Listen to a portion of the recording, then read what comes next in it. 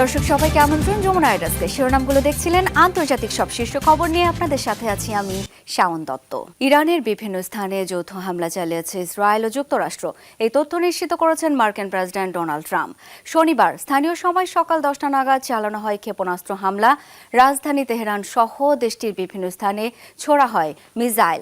বিমান হামলার পাশাপাশি যুদ্ধজাহাজ থেকেও ক্ষেপণাস্ত্র ছোড়া হয়। তেহরানের বিভিন্ন আবাসিক এলাকায় বিস্ফোরিত হয় এসব missile.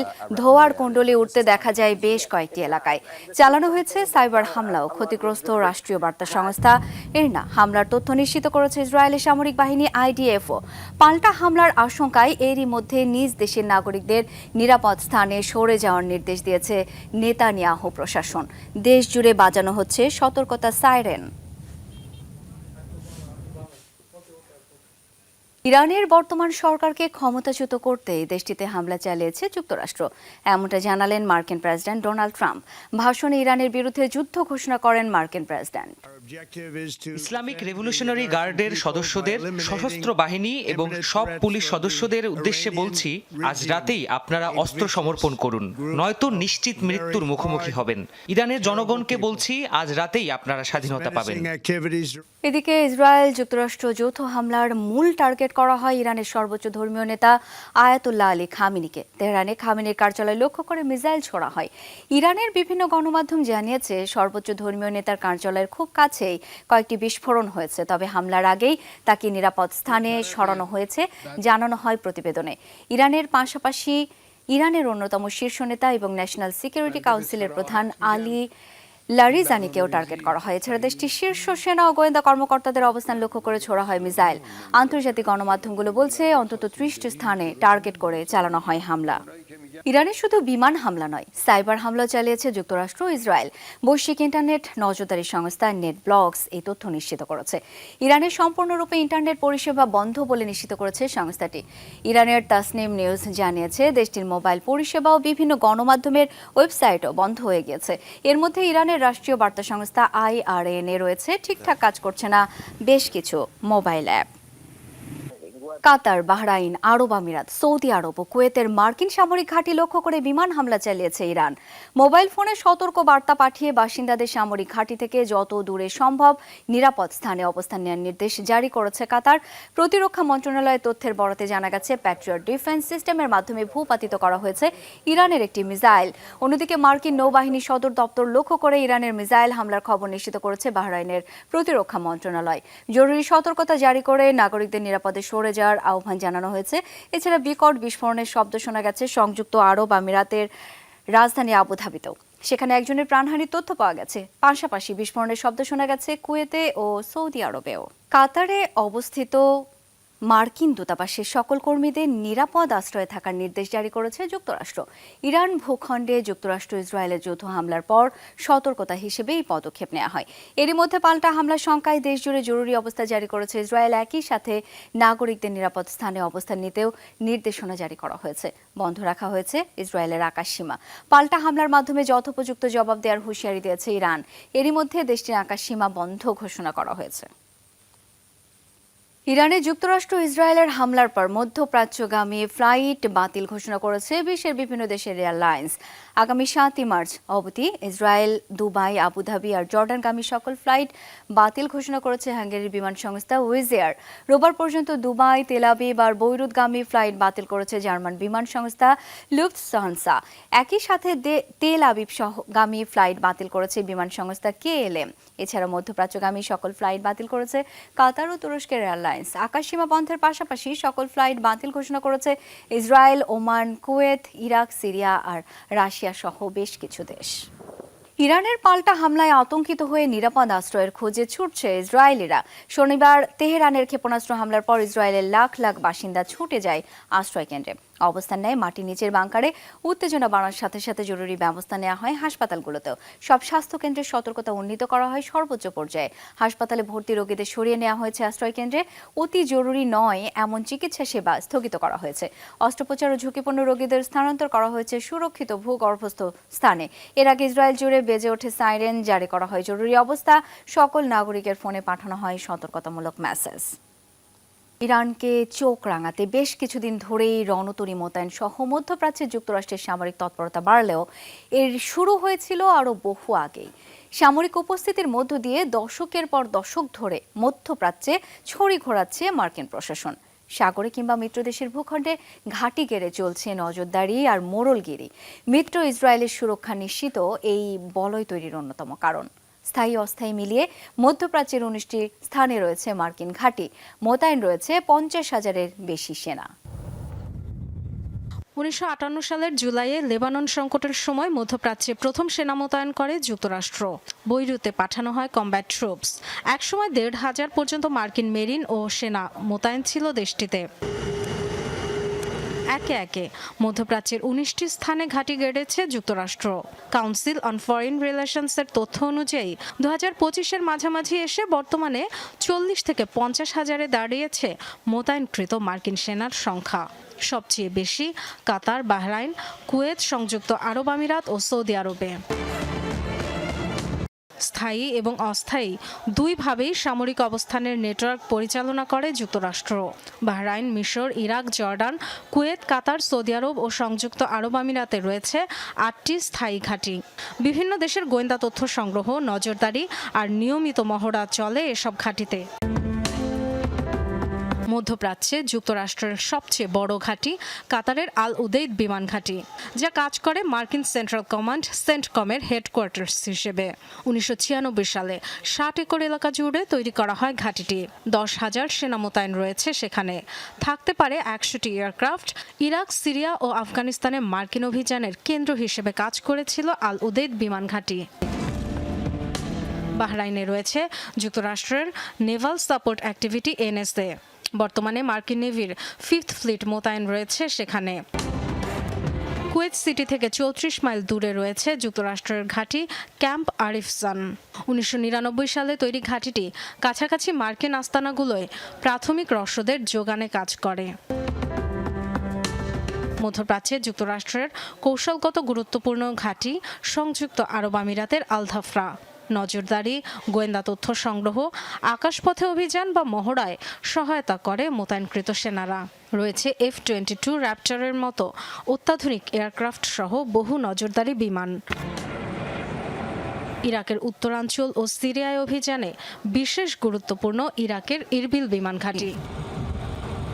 Dorothy Tasrin, Jamuna news. Israel ও যুক্তরাষ্ট্রের যৌথ হামলার পর আলোচনায় ইরানের সামরিক সক্ষমতা কতটা ভয়াবহ হতে পারে দেশটির পাল্টা জবাব। এর আগে গত 12 দিনের যুদ্ধে তেহরানের মুহুর্মুহু মিসাইল হামলায় কেঁপে উঠেছিল ইসরায়েল। পশ্চিমাদের নিষেধাজ্ঞা সত্ত্বেও গত 1 দশকে সামরিক খাতে অভাবনীয় উন্নতি করেছে দেশটি। প্রতিনিয়ত ভান্ডারে যুক্ত করেছে নিজস্ব প্রযুক্তির মিসাইল ও ড্রোন। গ্লোবাল ফায়ার পাওয়ারের তথ্য অনুযায়ী বিশ্বের 16তম সামরিক শক্তিধর দেশ ইরান। মধ্যপ্রাচ্যের অন্যতম পরাশক্তি ইরানে যুক্তরাষ্ট্র ও ইসরায়েলের যৌথ হামলার জেরে ভয়াবহ বিপর্যয়ের শঙ্কা। কতটা শক্তিশালী জবাব দেবে তেহরান? সামরিক বিশ্লেষকরা বলছেন তেহরানের সমর ভাণ্ডার বেশ সমৃদ্ধ, আর তাই সহজেই হার মানবে না দেশটি। মধ্যপ্রাচ্যের দেশগুলোর মধ্যে ইরানের সামরিক বাহিনীতেই সবচেয়ে বেশি সদস্য, যার মধ্যে নিয়মিত বাহিনীতে সদস্য সংখ্যা 5,23,000।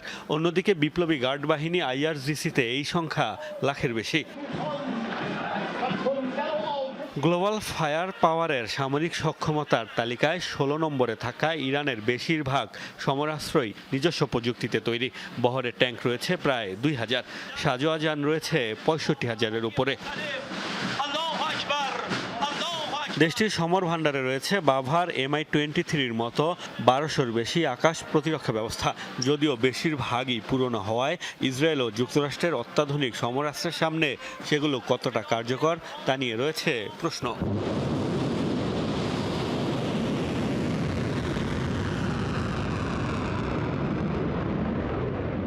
নিজস্ব প্রযুক্তিতে তৈরি স্বল্প, মধ্যম ও দূরপাল্লার ক্রুজ ও ব্যালিস্টিক 2 ধরনের ক্ষেপণাস্ত্রের মালিক ইরান, যার মধ্যে আলোচিত সিজিল, গদর, ফজর 3, খোররাম শাহরের মতো ক্ষেপণাস্ত্র আছে। বিভিন্ন অ্যান্টি ট্যাঙ্ক মিসাইল এবং ফাত্তা 1 ও 2 নামের হাইপারসনিক মিসাইলও। আবাবিল আরাস ও শাহেদের মতো আলোচিত ড্রোন সহ ডজনের বেশি অত্যাধুনিক ড্রোনের মালিক তেহরান। সুখোই 30, MiG-29 সহ 500-র বেশি আকাশযান রয়েছে ইরানের বিমান বহরে, যার মধ্যে 180টির বেশি যুদ্ধবিমান আর 129টি হেলিকপ্টার। ইরানকে ঘিরে থাকা প্রতিবেশী দেশগুলোতে অন্তত 20টি মার্কিন সামরিক ঘাঁটি রয়েছে, যা দেশটির জন্য সবচেয়ে বড় দুর্বলতা মনে করা হয়। তবে এবারের হামলার জবাবে ইসরায়েল সহ এসব ঘাঁটিও হতে পারে ইরানের লক্ষ্যবস্তু। Mostafa Mahmud, Jamuna news. Ayatollah Ruhollah খোমেনির মৃত্যুর পর 1989 সালে হয়েছিলেন ইরানের সর্বোচ্চ ধর্মীয় নেতা। এরপর গত 3 যুগ ধরে বিশ্বের সবচেয়ে শক্তিধর দেশ যুক্তরাষ্ট্র ও তাদের মিত্র ইসরায়েলকে পাত্তা না দিয়েই দেশটি শাসন করছেন আয়াতুল্লাহ আলী খামেনি। দীর্ঘ এই শাসন আমলে ইরানকে পরিণত করেছেন মধ্যপ্রাচ্যের পরাশক্তিতে। ইসরায়েল যুক্তরাষ্ট্রের হামলা, গণবিক্ষোভ সহ নানা চড়াই উতরাই পার করেই মধ্যপ্রাচ্যের অন্যতম দীর্ঘমেয়াদী শাসক হিসেবে টিকে রয়েছেন খামেনি। মোহাম্মদ রেজা শাহ পাহলভীর বিরুদ্ধে যে ধর্মীয় আন্দোলন শুরু করেছিলেন আয়াতুল্লাহ রুহুল্লাহ খোমেনি, তাতে সক্রিয়ভাবে অংশ নিয়েছিলেন আলী খামেনি। শাসক গোষ্ঠীর বিরুদ্ধে সরাসরি বিক্ষোভে নেতৃত্ব দিয়ে তরুণ খামেনিকে বেশ কয়েকবারই যেতে হয় কারাগারে। 1979 সালে ইসলামী বিপ্লবের পর খোমেনি ইরানের সর্বোচ্চ ধর্মীয় নেতা হলে দেশটির রাজনীতিতে গুরুত্বপূর্ণ হয়ে ওঠেন খামেনিও। উপপ্রতিরক্ষা মন্ত্রী থাকাকালীন বিপ্লবী গার্ড বাহিনী IRGC আরও শক্তিশালী হয়ে ওঠে। এরপর 1981 থেকে 1989 সাল পর্যন্ত সামলেছেন প্রেসিডেন্টের দায়িত্ব। 1989 সালে খোমেনির মৃত্যুর পর তাকে সর্বোচ্চ ধর্মীয় নেতা হিসেবে বেছে নেয় তৎকালীন বিশেষজ্ঞ পরিষদ। খামেনিকে এই পদ দেওয়ার জন্য সে সময় সংবিধানেও সংশোধনী আনা হয়। এর আগে 1981 সালে মসজিদে বোমা হামলায় গুরুতর আহত হয়েছিলেন খামেনি। ওই হামলায় তার ডান হাত পক্ষাঘাতগ্রস্ত হয়ে পড়ে। 86 বছর বয়সী খামেনি গত 36 বছর ধরেই ইরানের সর্বোচ্চ প্রভাবশালী ব্যক্তি হিসেবে নিজের আধিপত্য ধরে রেখেছেন। এই দীর্ঘ সময়ে মাসুদ পেজেশকিয়ান সহ 6 জন প্রেসিডেন্টের দায়িত্ব সামলেছেন। 2009 সালে আহমেদিনেজাদ পুনরায় প্রেসিডেন্ট নির্বাচিত হওয়ায় ইসলামী বিপ্লবের পর সবচেয়ে বড় বিক্ষোভের মুখোমুখি হয় ইরান। 2019 সালেও অর্থনৈতিক সংকটের জেরে বিক্ষোভ হয় দেশটিতে।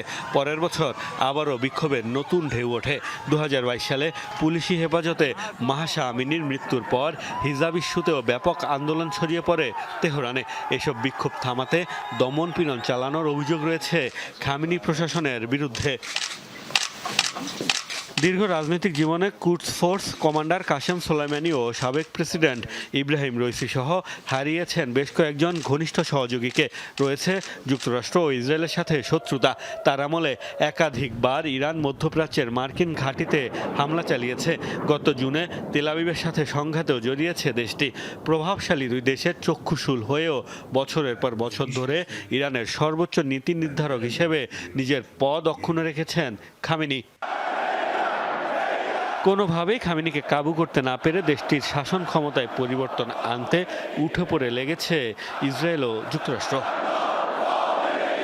মোস্তফা মাহমুদ, যমুনা নিউজ। ব্রিটিশ ঔপনিবেশিক আমলে আঁকা এক সীমারেখা যুগ যুগ পেরিয়ে আজও দুই প্রতিবেশীর বিবাদের উৎস। 19 শতকে কৌশলগত উদ্দেশ্যে পাকিস্তান আফগানিস্তানের মধ্যে বিভক্তি রেখা টেনেছিল ব্রিটিশ সরকার, যা পরিচিত ডুরাল্ড লাইন নামে। কেবল একটি ভূখণ্ড নয়, পশতুন জাতিগোষ্ঠীকে বিভক্ত করেছে ডুরাল লাইন। পাকিস্তান বৈধ মনে করলেও আজও এই সীমারেখার স্বীকৃতি দেয়নি আফগানিস্তান। সেই কারণেই দুদেশের বহু রাজনৈতিক উত্তেজনা আর সংঘাতের সাক্ষী ডুরাল্ড লাইন। 1893 সাল ব্রিটিশ ভারতের পররাষ্ট্র কর্মকর্তা স্যার মর্টিমার ডুরান্ট এবং আফগান শাসক আমির আব্দুর রহমান খানের মধ্যে স্বাক্ষরিত হয় এক চুক্তি, যার মাধ্যমে আঁকা হয় প্রায় 2640 কিলোমিটার দীর্ঘ সীমারেখা ডুরান্ট লাইন, যা বদলে দেয় উপমহাদেশের মানচিত্র। এই সীমান্তের গল্প পশতুন জাতিগোষ্ঠীকে বিভক্ত করার গল্প। একই গোত্র, একই ভাষা, একই সংস্কৃতি, মাঝখানে এক রাজনৈতিক রেখায় দ্বিখণ্ডিত হয়েছে তাদের আবাস। এই বিভাজন কেবল ভৌগোলিক ছিল না, ছিল সুদূর প্রসারী রাজনৈতিক ও সামাজিক প্রভাব। ডুরান্ড লাইনের মধ্য দিয়ে বালুচিস্তানের নিয়ন্ত্রণ তৎকালীন ব্রিটিশ ভারতের হাতে তুলে দেওয়া হয়। হঠাৎ করে আফগানিস্তানের আরব সাগরে প্রবেশাধিকার কেড়ে নেওয়া হয়। ব্রিটিশদের জন্য এই বিভক্তি ছিল কৌশলগত সিদ্ধান্ত, সম্ভাব্য রুশ প্রভাবের বিরুদ্ধে একটি বাফার অঞ্চল তৈরি করে তাদের ভারতীয় সাম্রাজ্যের উপর প্রভাব রাখা। 1947 সালে ভারত বিভাগের পর উত্তরাধিকার সূত্রে পশ্চিমাঞ্চলীয় সীমান্ত হিসেবে ডুরান্ড লাইন পেয়ে যায় পাকিস্তান। তারা এটিকে বৈধ আন্তর্জাতিক সীমারেখা বিবেচনা করলেও পরবর্তী আফগান শাসকরা মেনে নিতে পারেননি। আফগানিস্তানের জন্য এটি ব্রিটিশদের চাপিয়ে দেওয়ার সিদ্ধান্ত, যা তাদের সার্বভৌমত্ব ও জাতীয় ঐক্যকে ক্ষুণ্ণ করেছে। এখনও দেশটির কোনো সরকার ডুরান্ড লাইনকে স্বীকৃতি দেয়নি। সে কারণেই দীর্ঘ 133 বছর ধরে পাকিস্তান আফগানিস্তান টানাপোড়েন, রাজনৈতিক উত্তেজনা আর বহু সংঘাতের কেন্দ্র ডুরান্ড লাইন। ডরথি দাস্ট্রিন, যমুনা নিউজ।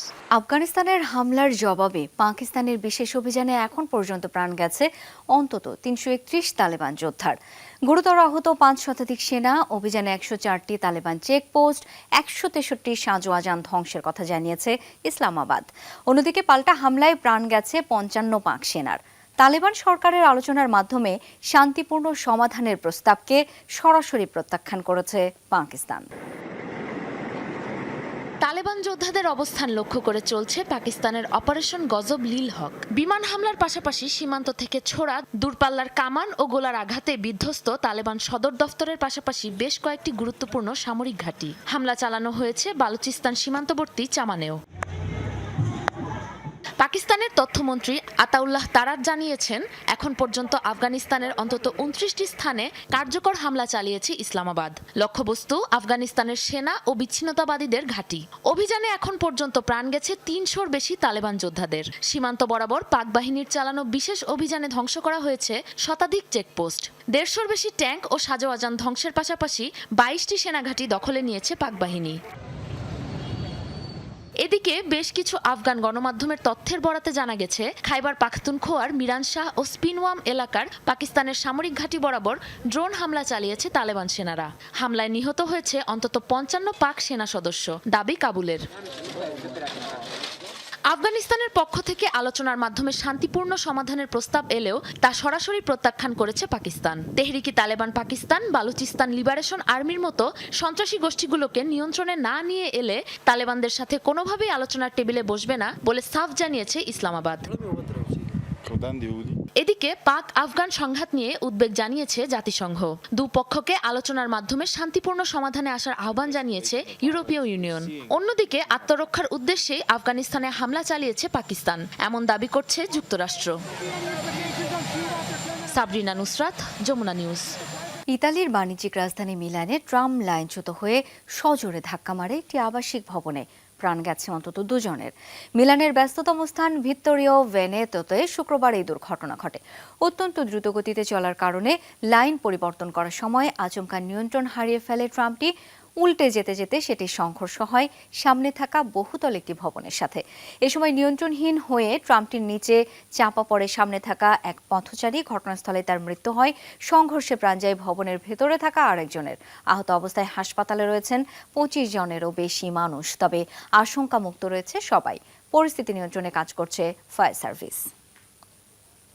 বন্যার তোড়ে পাহাড়ের ঢাল বেয়ে ভেসে যাচ্ছে বিশাল কাদামাটির স্তূপ। বাসিন্দাদের ক্যামেরায় ধরা পড়েছে পেরুর ভয়াবহ বন্যার ফলে হওয়া ব্যাপক এই ভূমিধ্বসের চিত্র।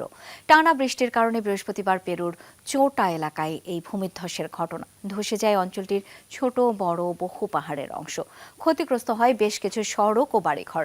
ভূমিধ্বসের ঘটনায় আতঙ্ক ছড়িয়েছে সাধারণ মানুষের মাঝে। প্রবল বৃষ্টি ও বন্যায় ফসলি জমিগুলোর ব্যাপক ক্ষতি নিয়ে শঙ্কা প্রকাশ করেছে এলাকাটির বাসিন্দারা। এ পর্যন্ত অন্তত 700 জেলায় জরুরি সতর্কতা জারি করেছে প্রশাসন। ক্ষতিগ্রস্ত এলাকাগুলো থেকে নিরাপদ স্থানে সরিয়ে নেওয়া হয়েছে ভুক্তভোগীদের। এখনো পাওয়া যায়নি কোনো হতাহতের খবর। দর্শক, যমুনা আইডিয়াসকে পর্যন্তই। ধন্যবাদ এতক্ষণ যারা সাথে ছিলেন।